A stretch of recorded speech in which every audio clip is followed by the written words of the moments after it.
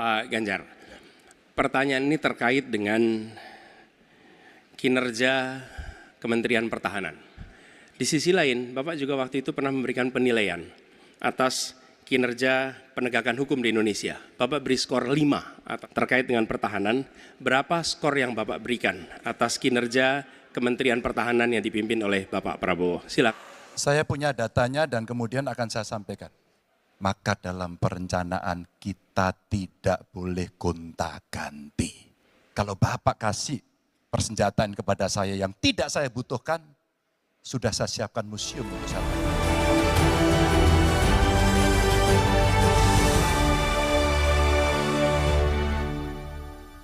Pak Ganjar, pertanyaan ini terkait dengan kinerja Kementerian Pertahanan.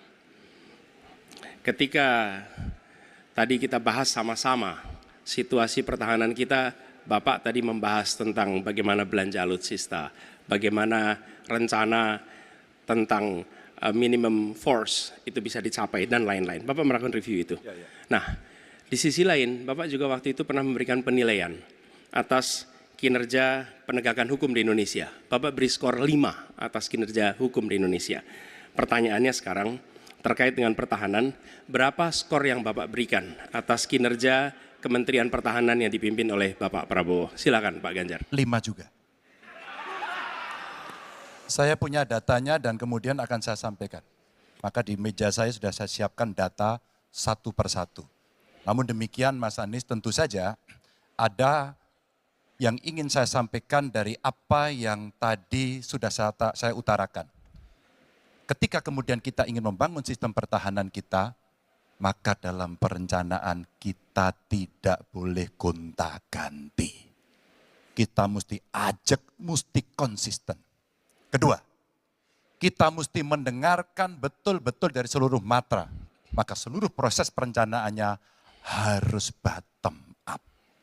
Sehingga saya ketemu dengan seseorang berpangkat cukup tinggi, Pak, kalau Bapak kasih persenjataan kepada saya yang tidak saya butuhkan, sudah saya siapkan museum untuk saya taruh di sana. Situasi seperti ini tentu tidak mengenakan.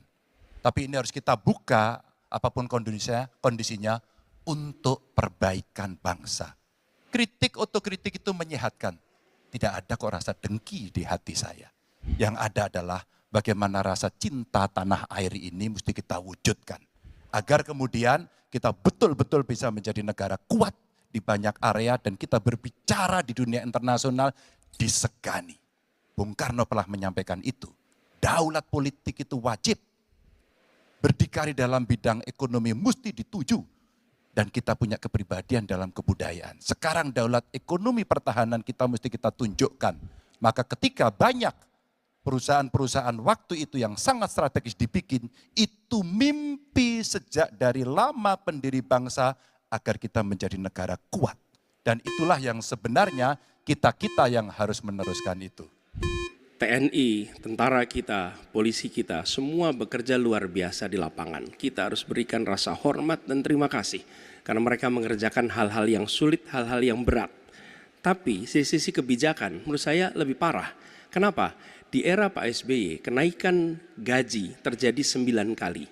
Selama era ini hanya bernaik gaji 3 kali dan akan naik nanti tahun depan. Karena menjelang pemilu mungkin naik gajinya. Tapi di sisi lain, kesejahteraannya tidak dipikirkan dengan serius. Tukin hanya 80%. Lihat Kementerian Keuangan, lihat Kementerian PUPR. Menteri-menterinya mengusahakan peningkatan tukin di mereka. Lalu kita lihat tadi alutsista yang bekas, yang itu resikonya adalah keselamatan dari TNI kita. Mereka bekerja keras menjaga setiap jengkal tanah Republik ini. Tetapi mereka tidak didukung dengan policy.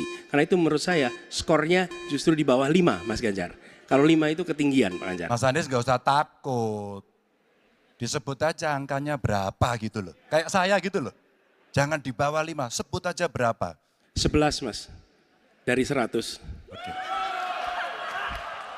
Ini sedikit ngajari kendel Mas Anies biar berani.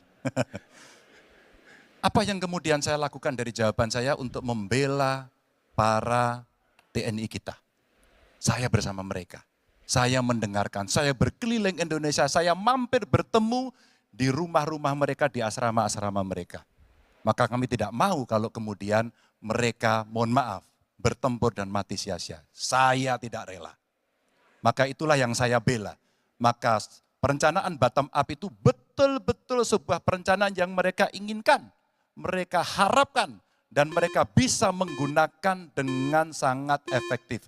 Termasuk pada soal kesejahteraan tadi yang disampaikan. Dan saya sepakat pada soal itu.